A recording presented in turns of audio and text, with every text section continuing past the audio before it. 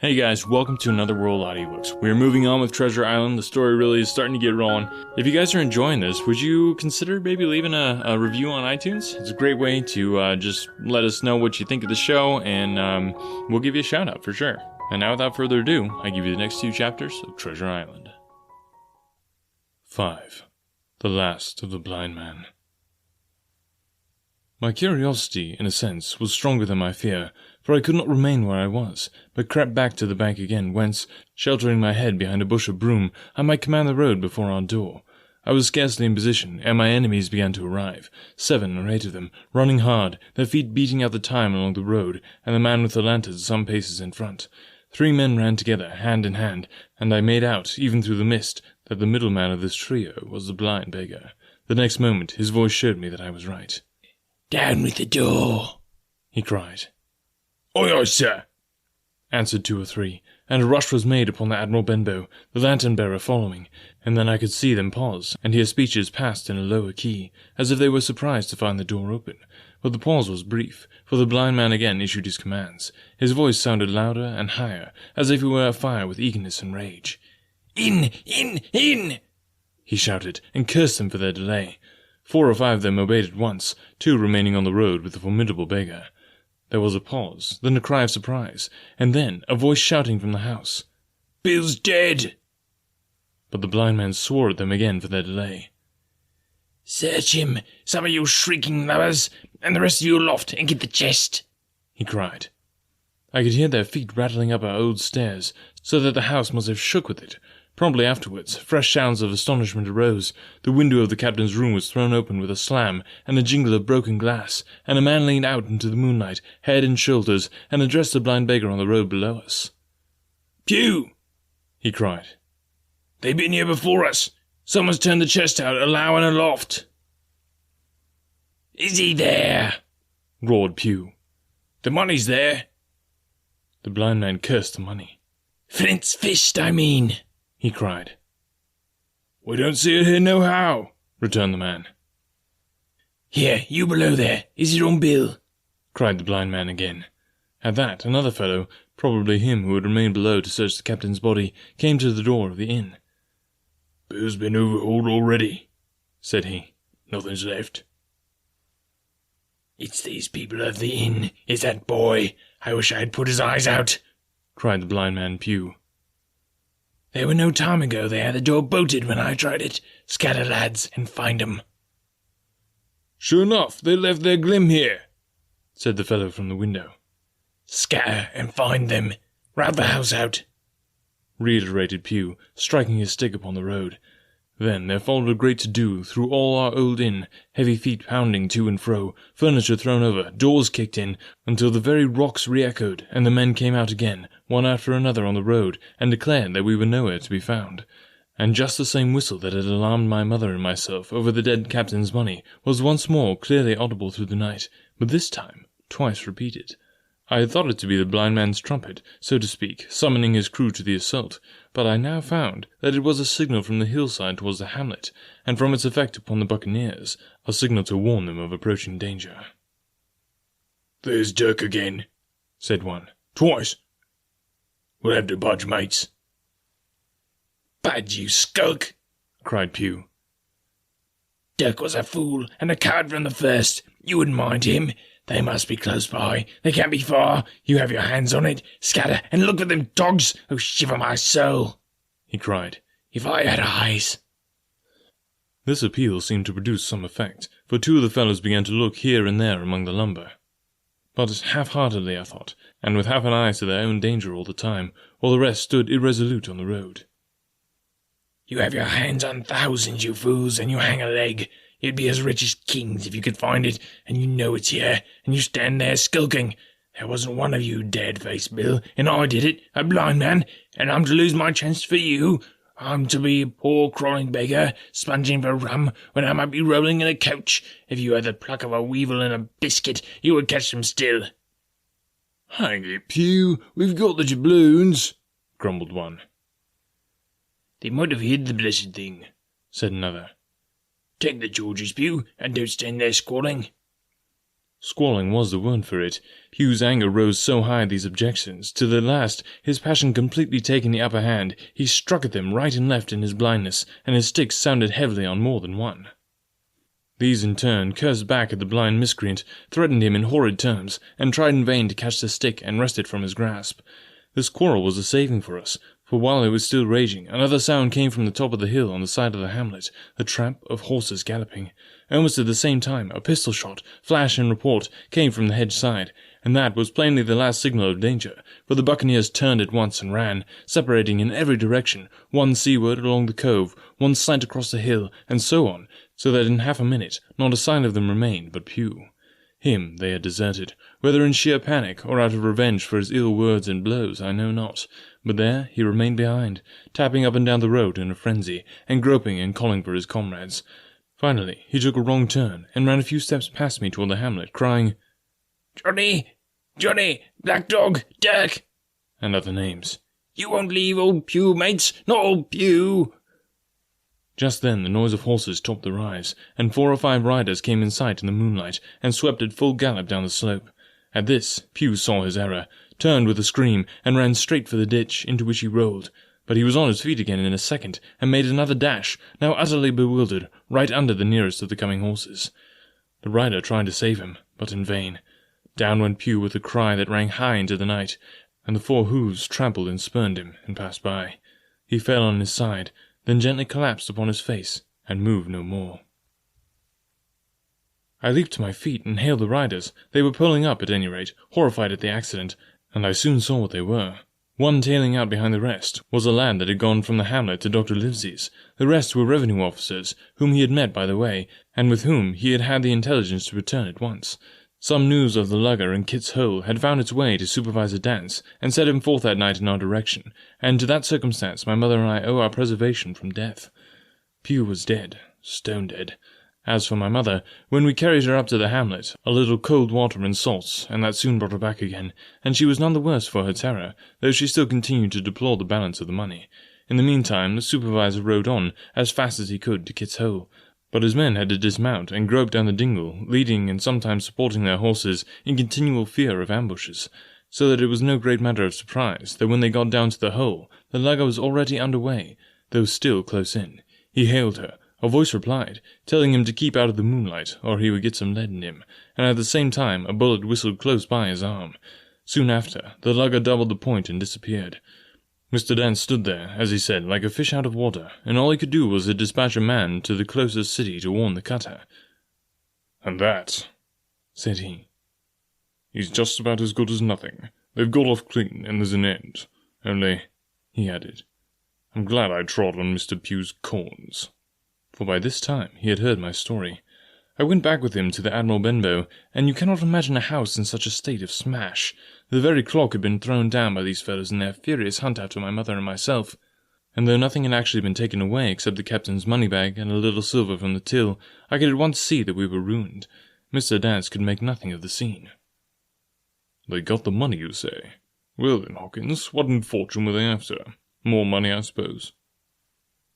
"No, sir, not money, I think," replied I. "In fact, sir, I believe I have the thing in my breast pocket, and to tell you the truth, I should like to get it put in safety." "To be sure, boy, quite right," said he. "I'll take it if you like." "I thought perhaps Dr. Livesey—" I began. "Perfectly right. A gentleman and a magistrate. And now I come to think of it, I might as well ride round there myself and report to him or Squire. Master Pugh's dead when all's done. Not that I regret it, but he's dead, you see, and people will make it out against an officer of His Majesty's revenue, if make it out they can. Now I'll tell you, Hawkins, if you like, I'll take you along." I thanked him heartily for the offer, and we walked back to the hamlet where the horses were. By the time I had told Mother of my purpose, they were all in the saddle. "Dogger," said Mr. Dance, "you have a good horse. Take up this lad behind you." As soon as I was mounted, holding on to Dogger's belt, the supervisor gave the word, and the party struck out at a bouncing trot on the road to Dr. Livesey's house. 6. The Captain's Papers. We rode hard all the way till we drew up before Dr. Livesey's door. The house was all dark to the front. Mr. Dance told me to jump down and knock, and Dogger gave me a stirrup to descend by. The door was opened almost at once by the maid. "Is Dr. Livesey in?" I asked. No, she said. He had come home in the afternoon, but had gone up to the hall to dine and pass the evening with the squire. "So there we go, boys," said Mr. Dance. This time, as the distance was short, I did not mount, but ran with Dogger's stirrup leather to the lodge gates and up the long, leafless, moonlit avenue to where the white line of Hall buildings looked on either hand on great old gardens. Here Mr. Dance dismounted, and taking me along with him, was admitted at a word into the house. The servant led us down a matted passage, and showed us at the end into a great library, all lined with bookcases and busts upon the top of them, where the squire and Dr. Livesey sat, pipe in hand, on either side of a bright fire. I had never seen the squire so near at hand. He was a tall man, over 6 feet high, and broad in proportions, and he had a bluff, rough and ready face, all roughened and reddened and lined in his long travels. His eyebrows were very black, and moved readily, and this gave him a look of some temper, not bad, you would say, but quick and high.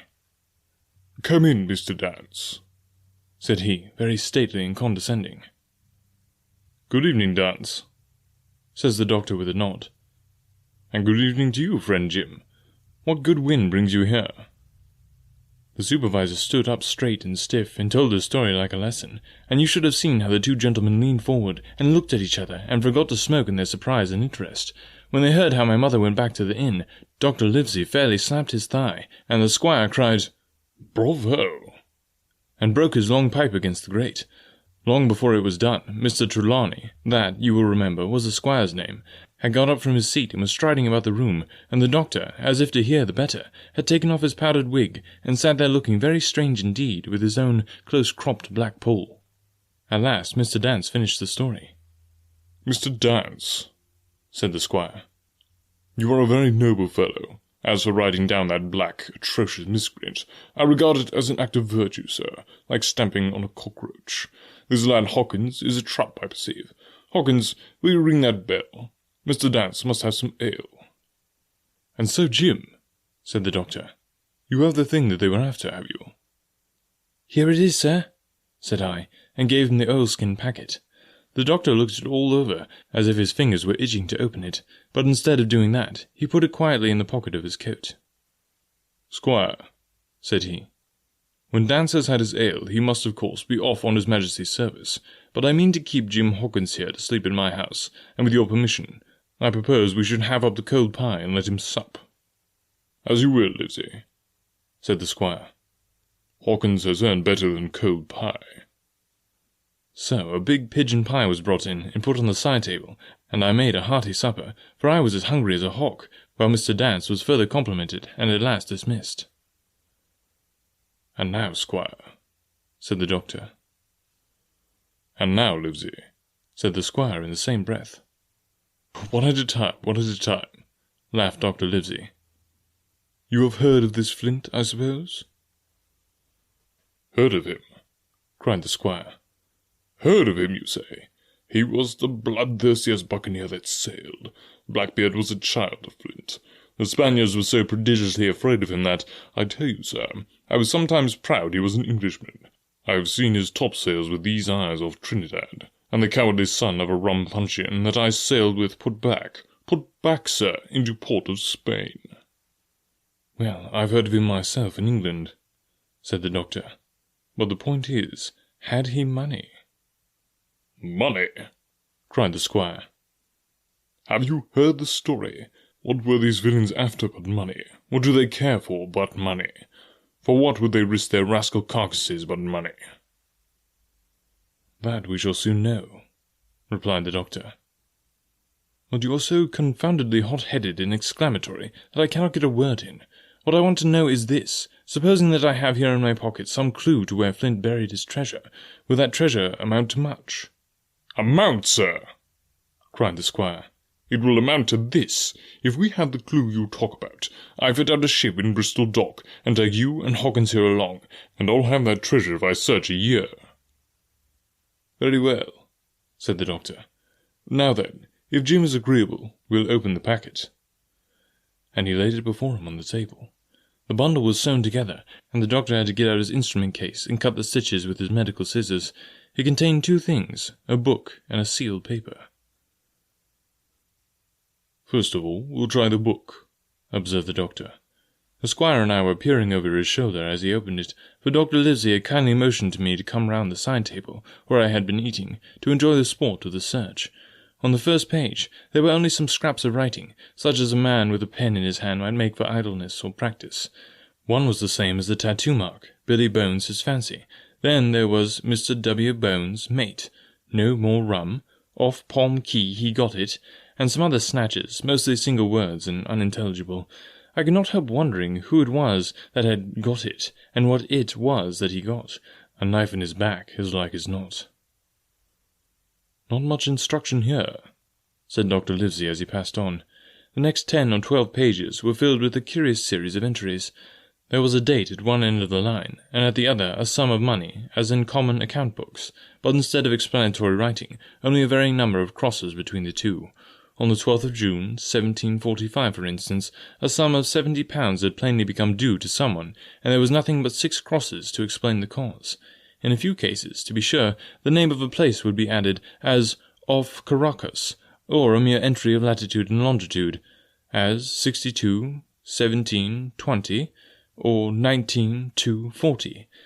The record lasted over nearly 20 years, the amount of the separate entries growing larger as time went on, and at the end a grand total had been made out of 5 or 6 wrong additions, and these words appended: Bones, his pile. "I can't make heads or tails of this," said Dr. Livesey. "The thing is as clear as noonday," cried the squire. "This is the Black-hearted Hound's account book. These crosses stand for the names of ships or towns that they sank or plundered, the sums of the scoundrel's share, and where he feared an ambiguity, you see that he added something clearer. Off Caracas. Now you see, here are some unhappy vessel boarded off the coast. God help the poor souls that manned her. Coral long ago." "Right," said the doctor. "See what it is to be a traveller. Right, and the amounts increase, you see, as he rose in rank." There was little else in the volume but a few bearings of places noted in the blank leaves toward the end, and a table for reducing French, English, and Spanish moneys to common value. "Thrifty man," cried the doctor. "He wasn't the one to be cheated." "And now," said the squire, "for the other." The paper had been sealed in several places with a thimble by way of a seal, the very thimble, perhaps, that I had found in the captain's pocket.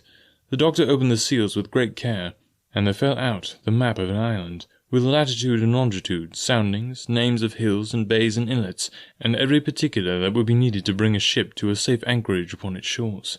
It was about 9 miles long and 5 across, shaped, you might say, like a fat dragon standing up, and had 2 fine landlocked harbours, and a hill in the centre part, marked the Spyglass. There were several editions of a later date, but above all, 3 crosses of red ink, 2 on the north part of the island, 1 in the southwest, and beside this last, in the same red ink, and in a small, neat hand, very different from the captain's tottery characters, these words: "Bulk of treasure here." Over on the back, the same hand had written this further information: "Tall tree, spyglass shoulder, bearing a point to the north of north-northeast. Skeleton Island, east-southeast, and by east, 10 feet. The bar silver is in the north cachet. You can find it by the trend of the east hummock, 10 fathoms south of the black crag with a face on it. The arms are easy found in the sandhill north point of the north inlet cape, bearing east and a quarter north.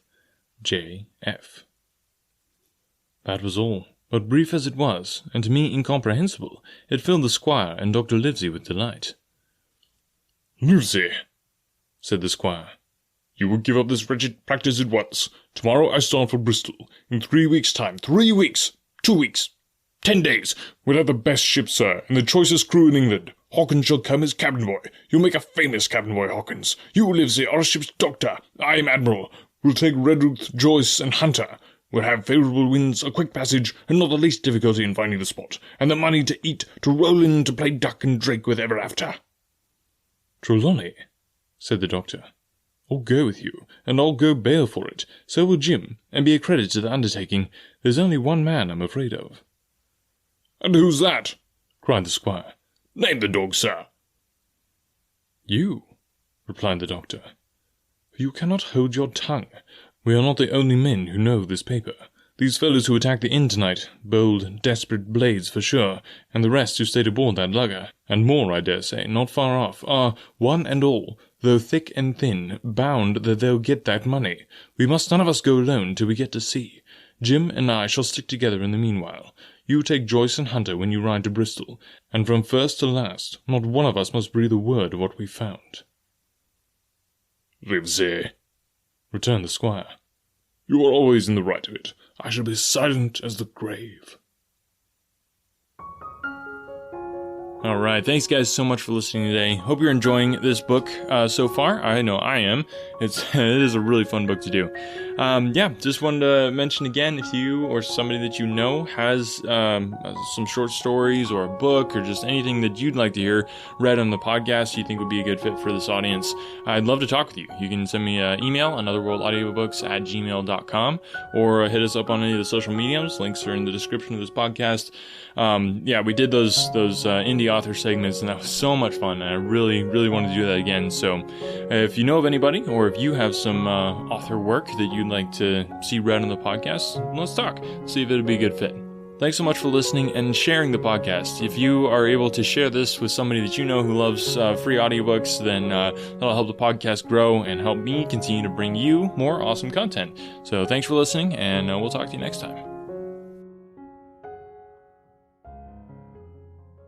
Don't worry, you aren't the only one. You aren't the only business that needs help. You aren't the only person that has a hard time finding the right help at the right price. This is where Business Bloodline becomes your bloodline to temporary and permanent staffing. Business Bloodline specializes in hiring internet workers to creatively solve problems for your business. Business Bloodline does all the vetting and only delivers candidates that make sense for your needs and at a cost that you can afford. But 60 seconds isn't enough for me to tell you why hiring through Business Bloodline is safer, cheaper, and less time-consuming. We would rather show you. To get more information or a business consultation, visit businessbloodline.com. If the job can be done on a computer, Business Bloodline can find a match. Visit businessbloodline.com and tell them that you heard about it on Another World Audiobooks to get 10% off your first hire. Remember to mention that you heard about it on Another World Audiobooks to get that 10% off. businessbloodline.com.